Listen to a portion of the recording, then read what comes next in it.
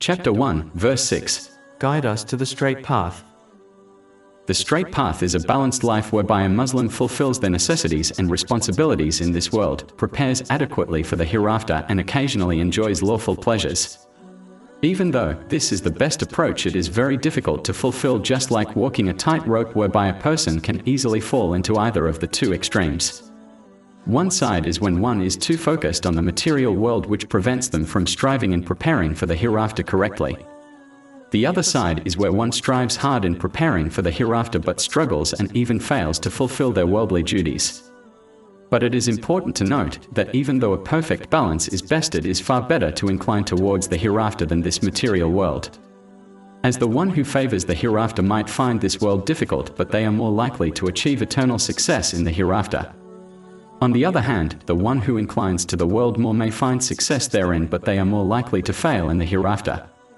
In other words, inclining towards the hereafter is the safer option compared to inclining towards the material world.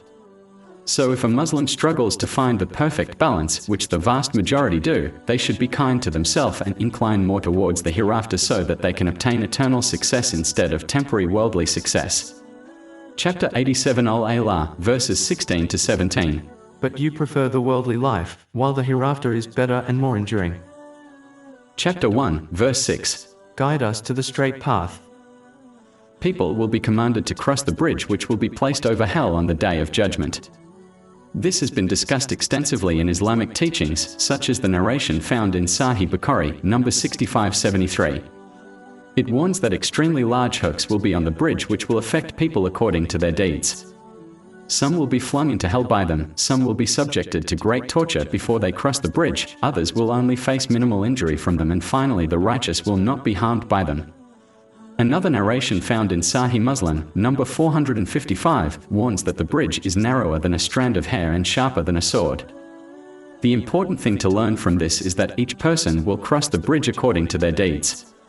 So it is important for Muslims not to neglect any duties if they desire to cross the bridge safely.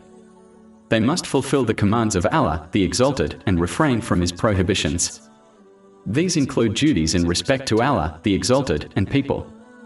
One should not neglect this and simply hope they will magically cross the bridge unaffected. In addition, the ease at which a person will cross this bridge will be a mirror of how much they remain steadfast on the straight path of Islam in this world. This straight path is the path of the Holy Prophet Muhammad, peace and blessings be upon him. Chapter 3 Ali Imran, verse 31. Say, if you should love Allah, then follow me, so Allah will love you and forgive you your sins. Anyone who abandons this path will not successfully cross this bridge. Simply put, the more one remains steadfast on the straight path in this world, the easier they will cross the bridge over hell on Judgment Day. The straight path has been made clear in this world, so Muslims are left with no excuses from following it, thereby ensuring they safely cross the bridge on Judgment Day. Chapter 1, verse 6. Guide us to the straight path. A Muslim who is fulfilling their duties to Allah, the Exalted, and the creation is still commanded to continuously and persistently supplicate for guidance on the straight path. This indicates the importance of certainty of faith, meaning a Muslim should always struggle to improve their sincere obedience to Allah, the Exalted, through gaining and acting on Islamic knowledge. All Muslims have faith in Islam, but the strength of their faith varies from person to person. For example, the one who follows the teachings of Islam because their family told them to is not the same as the one who believes in it through evidence. A person who has heard about something will not believe in it in the same way as the one who has witnessed the thing with their own eyes. As confirmed in a narration found in Sunnah ibn Majah, number 224, gaining useful knowledge is a duty on all Muslims. One of the reasons for this is that it is the best way a Muslim can strengthen their faith in Islam. This is important to pursue, as the stronger one's certainty of faith, the greater the chance they will remain steadfast on the correct path, especially when facing difficulties. In addition, having certainty of faith has been described as one of the best things one can possess in a narration found in Sunan ibn Majah, number 3849. This knowledge should be obtained by studying the Holy Quran and the narration of the Holy Prophet Muhammad, peace and blessings be upon him, through a reliable source. Allah, the Exalted, did not only declare a truth in the Holy Quran, but He also provided evidence for it through examples. Not only examples which are to be found in the past nations, but examples which have been placed in one's very own life. For example, in the Holy Quran, Allah, the Exalted, advises that sometimes a person loves a thing even though it will cause them trouble if they obtained it. Similarly, they might hate a thing while there is much hidden good in it for them.